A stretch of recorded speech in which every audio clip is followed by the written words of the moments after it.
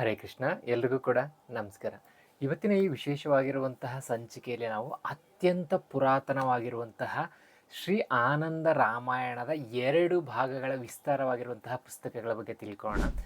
ಈಗ ತುಂಬ ಜನ ಈ ಒಂದು ರಾಮಾಯಣ ಪುಸ್ತಕವನ್ನು ಕೂಡ ಕೇಳ್ತಾ ಇದ್ರಿ. ಈ ನಿಮ್ಮ ಆದ್ಯ ಪುಸ್ತಕ ಭಂಡಾರದಲ್ಲಿ ಈ ರಾಮಾಯಣ ಅಂತಂದರೆ ಆನಂದ ರಾಮಾಯಣ ಅನ್ನುವಂತಹ 2 ಭಾಗಗಳ ಪುಸ್ತಕಗಳು ಲಭ್ಯವಿದೆ. ಈ ಪುಸ್ತಕಗಳು ಹೇಗಿದೆ, ಈ ಪುಸ್ತಕಗಳಲ್ಲಿರುವಂತಹ ಪುಟಗಳ ಸಂಖ್ಯೆ ಎಷ್ಟು, ಈ ಪುಸ್ತಕದಲ್ಲಿರುವಂತಹ ವಿಶೇಷತೆ ಏನು, ಮತ್ತು ಈ ಪುಸ್ತಕದ ಬೆಲೆ ಏನು, ಈ ಪುಸ್ತಕವನ್ನು ನೀವು ಯಾವ ರೀತಿಯಾಗಿ ತೊಗೊಳ್ಬೋದು ಅಂತ ಕೂಡ ನಾವು ಈ ಸಂಚಿಕೆಯಲ್ಲಿ ತಿಳ್ಕೊಳ್ಳೋಣ.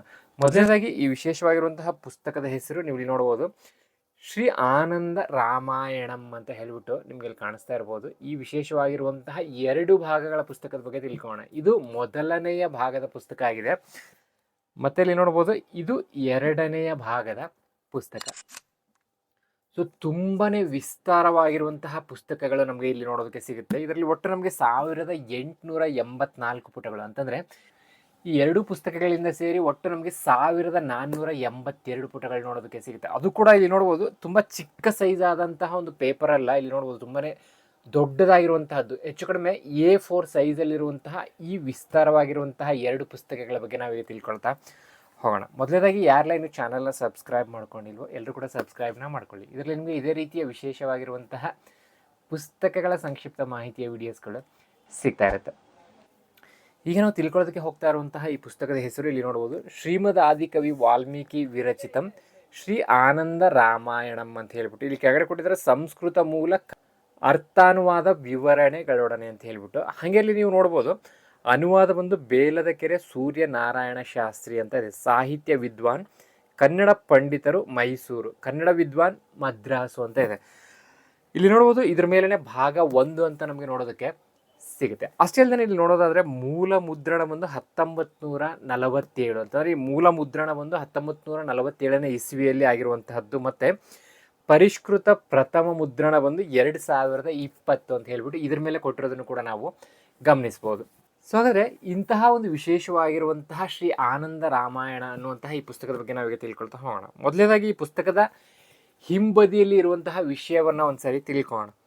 ಇಂತಹ ವಿಶಿಷ್ಟವಾದ ಗ್ರಂಥದ ಅನುವಾದಗಳನ್ನು ನಾವು ದೇಶ ಭಾಷೆಗಳಲ್ಲಿ ನೋಡುವುದು ಕಷ್ಟ, ಆದರೆ ನಮ್ಮ ಕನ್ನಡ ನುಡಿಗೆ ಇದನ್ನು ದಕ್ಕಿಸಿಕೊಟ್ಟವರು ಸ್ವರ್ಗೀಯರಾದ ವಿದ್ವಾನ್ ಬೇಲದಕೆರೆ ಸೂರ್ಯನಾರಾಯಣ ಶಾಸ್ತ್ರಿಗಳು. ಇವರು ಸಂಸ್ಕೃತ ಕನ್ನಡಗಳ ಪಂಡಿತರಾಗಿ ಸ್ವಾತಂತ್ರ್ಯ ಪೂರ್ವದ ಮೈಸೂರು ಸಂಸ್ಥಾನದಲ್ಲಿರುವವರು. 12,000ಕ್ಕೂ ಹೆಚ್ಚು ಶ್ಲೋಕಗಳಿರುವ ಈ ಉದ್ಗ್ರಂಥವನ್ನು ಕೇವಲ 3 ವರ್ಷಗಳ ಅವಧಿಯಲ್ಲಿ ಅವರು ಅನುವಾದ ಮಾಡಿದಂತೆ ತೋರುತ್ತದೆ ಅಂತ ಹೇಳಿ ಇದರ ಇನ್ನೂ ವಿಶೇಷತೆ ಏನಂತಂದರೆ, ಅಂದರೆ ಈ ಪುಸ್ತಕದ ಅನುವಾದಕರು ಬೇಲದಕೆರೆ ಸೂರ್ಯನಾರಾಯಣ ಶಾಸ್ತ್ರಿ ಅವರ ಬಗ್ಗೆ ಕೂಡ ನಾವಿಲ್ಲಿ ತುಂಬಾ ವಿಶೇಷವಾಗಿ ನೋಡ್ತಾ ಹೋಗಬಹುದು.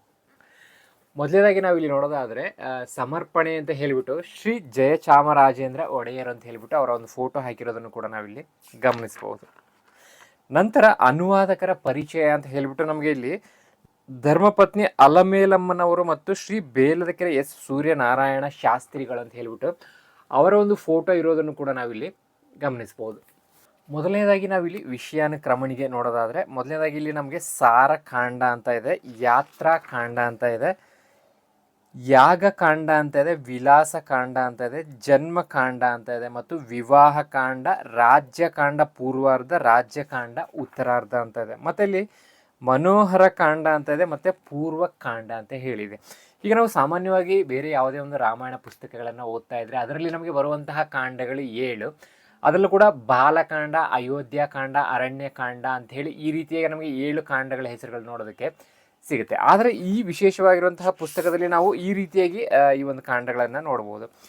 ಈ ಪ್ರತಿಯೊಂದು ಕೂಡ ಈಗ ನೋಡ್ಬೋದು ಸಾರಕಾಂಡ ಅಂತ ಇದೆ. ಈ ಸಾರಕಾಂಡದಲ್ಲೂ ಕೂಡ ನಮಗೆ 1ರಿಂದ 13ನೆಯ ಸರ್ಗದವರೆಗೂ ಕೂಡ ವಿಷಯಗಳನ್ನು ನಾವಿಲ್ಲಿ ನೋಡ್ಬೋದು. ಇಲ್ಲಿ ನಮಗೆ ಮೊದಲನೆಯ ಸರ್ಗ ಅಂತ ಇದೆ, ಅದರಲ್ಲಿ ನಮಗೆ ಶ್ರೀರಾಮ ಸ್ತೋತ್ರ ಮಂಗಳಾಚರಣ ಅಂತ ಇದೆ, ಪಾರ್ವತಿ ಪರಮೇಶ್ವರರ ಸಂವಾದ ಅಂತ ಇದೆ, ಸೂರ್ಯ ವಂಶದ ರಾಜರ ಪರಂಪರೆ ಅಂತ ಇದೆ, ರಾವಣನು ಬ್ರಹ್ಮನಿಂದ ತನ್ನ ಮರಣವನ್ನ ತಿಳಿಯುವುದು, ದಶರಥನ ವಿವಾಹ ಅಂತ ಇದೆ. ಈ ರೀತಿ ನಮಗೆ ಪ್ರಥಮ ಸರ್ಗ ಅಂತಂದ್ರೆ 1ನೇ ಸರ್ಗದಲ್ಲಿ ಈ ವಿಷಯಗಳನ್ನು ನೋಡ್ತಾ ಹೋಗ್ಬೋದು. ಇನ್ನೂ ಹೆಚ್ಚಿನ ವಿಷಯಗಳು ಇದರಲ್ಲಿ ಇದೆ, ನಾನು ನಿಮಗೆ ಸ್ವಲ್ಪ ಸಂಕ್ಷಿಪ್ತವಾಗಿ ತಿಳಿಸ್ತಾ ಇದ್ದೀನಿ. ಈ ರೀತಿಯಾಗಿ ನಮಗೆ 2ನೇ ಸರ್ಗ, 3ನೇ ಸರ್ಗ, ಒಟ್ಟು ನಮಗೆ ಈ ಸಾರಕಾಂಡದಲ್ಲಿ ಇರುವಂತಹದ್ದು 13 ಸರ್ಗಗಳನ್ನು ನಾವು ನೋಡ್ಬೋದು. ಅದರಲ್ಲೂ ಕೂಡ ವಿಶೇಷವಾಗಿ ಪ್ರತಿಯೊಂದು ಕಥೆಗಳು ಕೂಡ ನೋಡೋದಕ್ಕೆ ಸಿಗುತ್ತೆ.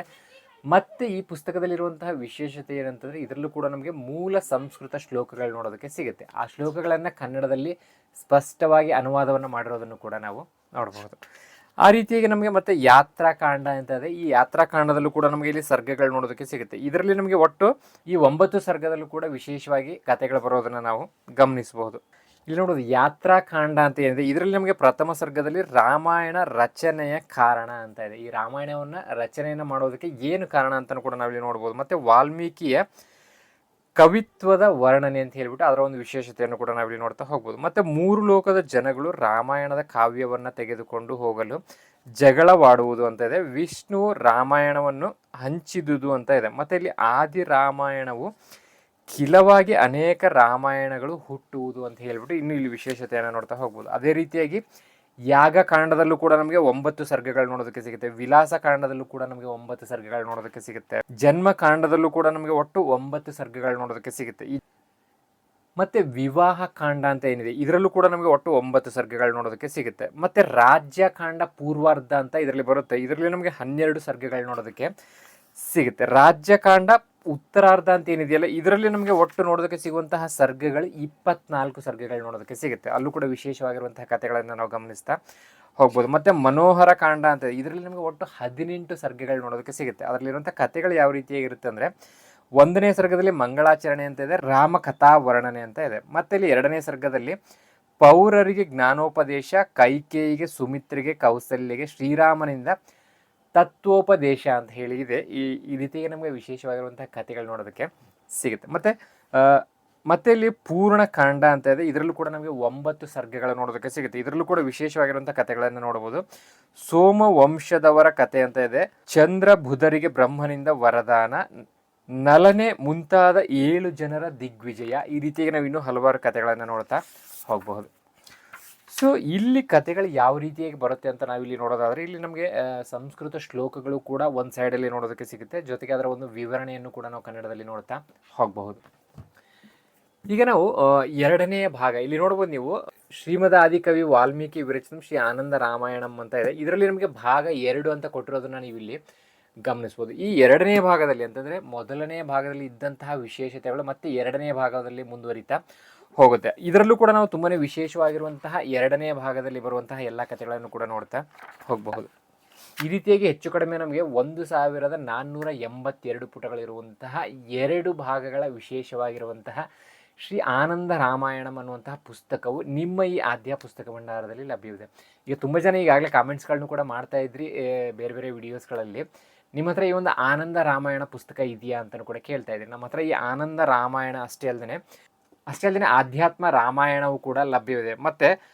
ಮತ್ತು ಇನ್ನೂ ಹಲವಾರು ವಿಶೇಷವಾಗಿರುವಂತಹ ರಾಮಾಯಣ ಪುಸ್ತಕಗಳು ಲಭ್ಯವಿದೆ. ಯಾರಿಗೆಲ್ಲ ಬೇಕು ಇಲ್ಲಿ ಕೆಳಗಡೆ ಕೊಟ್ಟಿರುವಂಥ ಸಂಖ್ಯೆಗೆ ನೀವು ಒಂದು ವಾಟ್ಸಪ್ನ ಮಾಡಿ ಈ ಪುಸ್ತಕಗಳನ್ನು ನೀವು ಪಡ್ಕೊಳ್ಬೋದು. ಈ ಪುಸ್ತಕದ ಬೆಲೆ ಅಂತಂದರೆ ಭಾಗ 1 ಭಾಗ 2 ಈ ಪುಸ್ತಕಗಳ ಬೆಲೆ ಬಂದು ನಿಮಗೆ 3000 ಆಗುತ್ತೆ. ಅದರ ಜೊತೆಗೆ ಅದರ ಒಂದು ಪೋಸ್ಟಲ್ ಚಾರ್ಜು ಕೂಡ ಪ್ರತ್ಯೇಕವಾಗಿರುತ್ತೆ.